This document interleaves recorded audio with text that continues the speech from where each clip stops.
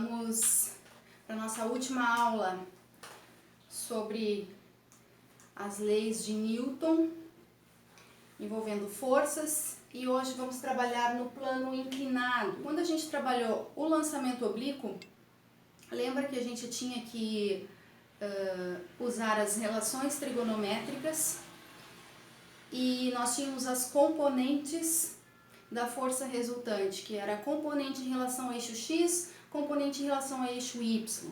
Então é isso que a gente tem que pensar aqui, agora, no plano inclinado. Eu deixei para construir junto com vocês, para vocês irem entendendo o que significa cada eixo desse aqui, tá? Então imaginem aqui que eu tenho um bloco, ó. Eu tenho um bloco num plano inclinado. Imaginem uma mesa, qualquer coisa, ou até um carro sendo guinchado, né? Ele pode estar naquele momento que ele está parado para subir no caminhão, no guincho, e ele está com uma certa inclinação, tá? Ele está com uma certa inclinação, só que ele ainda não está se movendo, ele ainda não está sendo puxado. Então ele está assim, no guindaste ali. Então vamos pensar o seguinte, aqui ó, aqui nessa parte, pensa que é o chão, ó, tá?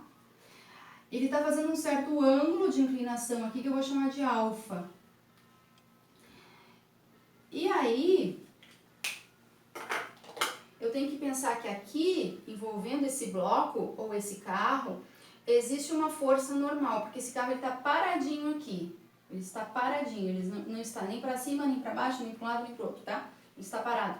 Então, existe uma força de contato aqui, ó, que a gente chama de normal, e existe a força-peso.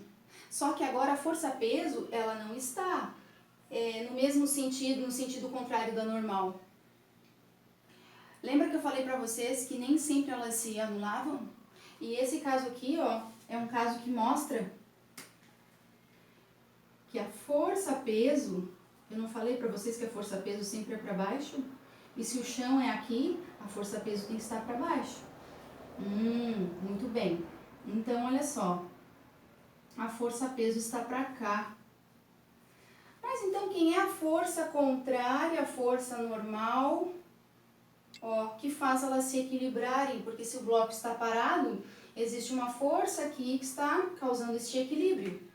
E aí é que entram as componentes. Componentes em relação à força-peso. Aí o que a gente faz? A gente sempre, é como se isso aqui fosse um eixo só, tá? Ela continua, ó. Então, imagina, aqui está a força normal, eu sigo a linha com sentido contrário à força normal e chamo de PY. Eu vou formar dois eixos, o X e o Y. Então, o Y sempre, ó, sempre perpendicular ao plano. O X é uma linha exatamente sobre o plano. A gente fala tangencia, né? Ó, que é o meu PX. Então, eu chamei de PX e PY as minhas componentes de P. E aí a gente vai ter que lembrar, sim, das relações lá trigonométricas. Mas olha só, deixa eu perguntar uma coisa para vocês. Esse pedaço aqui, eu posso trazer ele para cá, não posso? Ó, que nem a gente fazia lá no movimento oblíquo. Posso trazer para cá. Então, eu sei que esse pedacinho está relacionado a PY, que esse pedacinho está relacionado a PX. Até aqui tudo bem. Posso trabalhar esse lado e trabalhar esse lado em relação a essa hipotenusa, certo? Aqui tem um cateto, aqui tem outro cateto e aqui é a hipotenusa. Mas quem é esse ângulo aqui, ó, para eu trabalhar? Será que é esse mesmo ângulo aqui? Só vou lembrar uma coisinha com vocês aqui, tá? Que eu acho que é bem importante. Aqui tem um ângulo reto, aqui é um triângulo retângulo. Se esse ângulo é 90, a soma desses dois tem que ser 90, concorda? Então, se aqui é alfa, aqui tem que ser 90 menos alfa. Ó, 90 menos alfa. Se esses dois aqui juntos formam um ângulo de 90 e aqui é 90 menos alfa, consequentemente esse aqui tem que ser alfa. Só relembrando algumas coisinhas de geometria aí com vocês, tá? Para saber que esse ângulo vai ser igual a esse ângulo. Então, se eu estou trabalhando com um ângulo de 30, aqui vai ser 30, 60, aqui vai ser 60 e assim por diante. Porque muitas vezes vocês não vão saber quanto é esse ângulo aqui, vocês vão saber quem é esse. E aí vocês têm que saber relacionar, tá? Pois bem, então, lembram seno, cosseno? Ó, se eu quero saber o px, ó, px está sendo o meu lado oposto ao ângulo, oposto, seno sobre hipotenusa. Ficaria assim, seno de alfa, ó, seno de alfa igual px sobre p. Passa o p para cá, ó, vai ficar px igual a p vezes seno de alfa. Aqui tem a flechinha, né, dos vetores. Então, isso aqui é uma relação importantíssima. Para o cosseno, a mesma coisa. Para o PY, a gente vai usar o cosseno, que vai ser PY sobre P. Ó. Então, nós vamos ter que PY é igual a P vezes o cosseno de alfa. Eu não gosto de usar outras letras que não sejam PX e PY.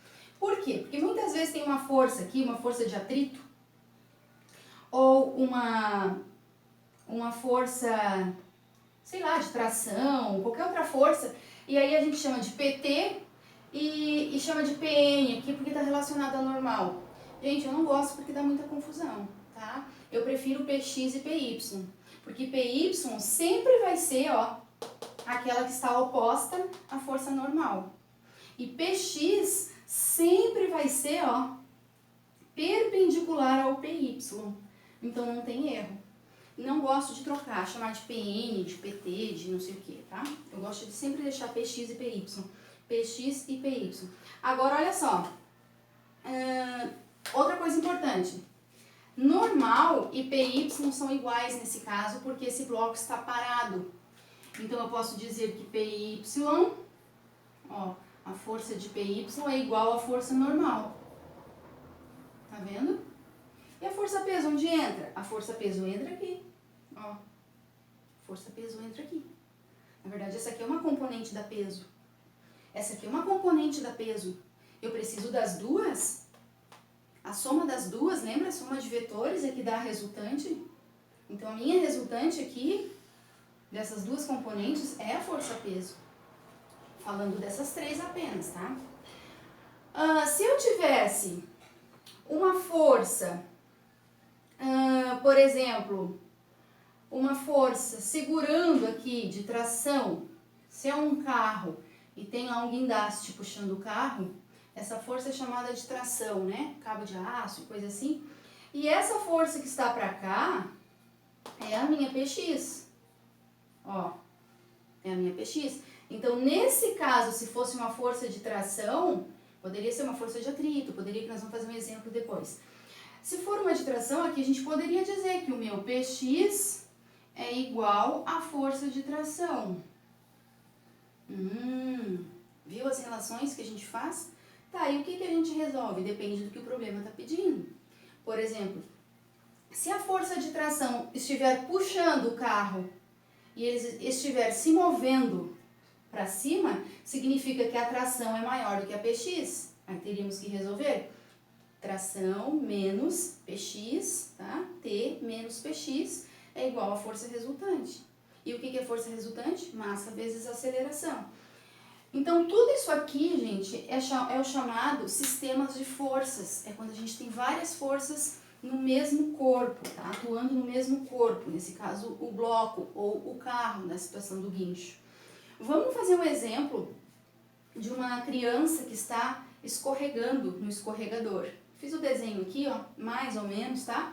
Tem um escorregador que está fazendo um ângulo de 30 graus com o chão, ó, 30 graus com o chão. Existe uma força normal aqui, tá? Existe uma força normal. Existe a força peso para baixo, sempre para baixo. Olha aqui, ó, perpendicular ao plano. Plano é o escorregador. Perpendicular ao plano. Normal para cima, PY para baixo. A peso sempre apontada para o chão e a PX sempre sobre o plano, ó. O próprio plano vai fazer o meu eixo X, tá? Então, PX, PY. Bom, aí já fiz o desenho aqui, eu sei que esse ângulo vai ser 30, porque eu já expliquei pra vocês aqui, né?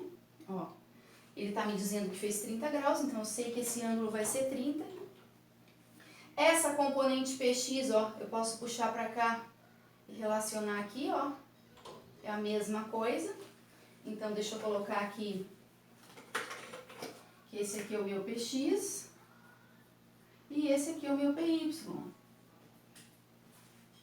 Eu tenho o ângulo, eu faço as relações. Eu sei que o meu PX é o P vezes o seno do ângulo, que o ângulo é 30. E eu sei que o meu PY é o P vezes o cosseno de 30. Ele quer saber o seguinte, ele quer saber qual é a força de atrito, porque tem um atrito aqui, tá? Ó, o FAT. A força de atrito aqui, que faz com que a menina escorregue numa aceleração de 0,5 metros por segundo. Então, ele deu a aceleração, ele deu a massa da criança, 28 quilogramas, ó, ele deu a massa, ele deu a aceleração, e ele quer saber qual é a força de atrito que está fazendo da criança com o escorregador aqui, porque tem um atrito ali, lembra da força de atrito? É força de contato, tá raspando ali. Muito bem. Então, vamos começando a relacionar o seguinte. Quem é igual a quem aqui? Normal é igual a PY, certo? Ó, normal é igual a PY. Vai envolver PY aquilo que a gente quer? A gente quer saber a resultante, ó, a gente tem que saber a resultante para saber quem é a força de atrito. Por quê? Porque a força resultante é a força PX menos a força de atrito. Por que, Soura? Gente, a menina não está escorregando? Ela não está descendo? Se ela estivesse parada, PX seria igual à força de atrito. Mas ela não está parada, ela está escorregando. Se ela está escorregando, ela está descendo. Se ela está descendo, significa PX maior do que a força de atrito. Então, essa força é maior que aquela. Bom, então vamos lá. Eu sei que força resultante é isso aqui, mas eu sei também que força resultante é massa vezes aceleração. Eu sei qual foi a aceleração que ela escorregou. Eu sei qual é a massa dela. Então, eu sei qual é a força resultante. Força resultante é a massa vezes a aceleração. Então, eu sei que a minha força resultante é 14 newtons. Bom, até aqui eu sei. Mas não foi isso que ele me perguntou. Ele quer saber qual é a força de atrito. Então, a gente vai ter que vir para cá, ó, para descobrir a força de atrito. Então, eu não vou precisar do PY, eu vou precisar só do PX. Tá? Então, olha só. Essa formulazinha aqui, ó. A força resultante a gente já tem que é 14. PX, quem é PX? É P vezes o seno de 30 menos a força de atrito. Eu vou fazer bem completinho, tá? Agora a gente já vai substituir os valores aqui. Ó, essa caneta tá fraca, só vai fazer de preto. Então, 14 é P vezes o seno de 30 menos a força de atrito. Bom, quem é P, gente? Força-peso. Quem é força-peso? mg. Não esqueçam disso. Massa vezes a gravidade. Massa vezes a aceleração da gravidade. Então, peso vai ser a massa. Quem é a massa? 28 vezes a gravidade. Seno de 30? 1, 2, 3, 3, 2, 1. 1 meio menos a força de atrito. Pois bem, 28 vezes 10, 280, vezes 1 meio, 140, menos a força de atrito. Vou jogar essa força de atrito para cá para deixar ela positiva, porque ela está negativa, e vou jogar esse 14 para lá que está sozinho aqui. E vou chegar na conclusão que a força de atrito é 126 Newton. Olha aqui, 126 Newton.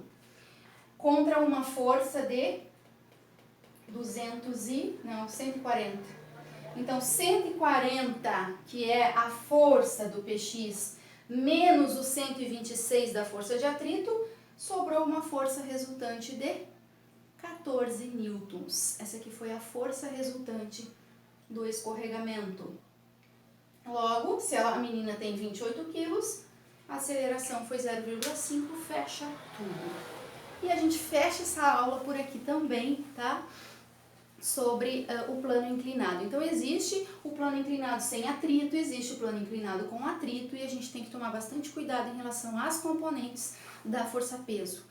Tá bom, galerinha? Semana que vem, então, tem mais. Fiquem com Deus, não desista, não desanime, estamos juntos, siga em frente, somos fortes, juntos somos mais, tá? Fiquem com Deus. Tchau, tchau!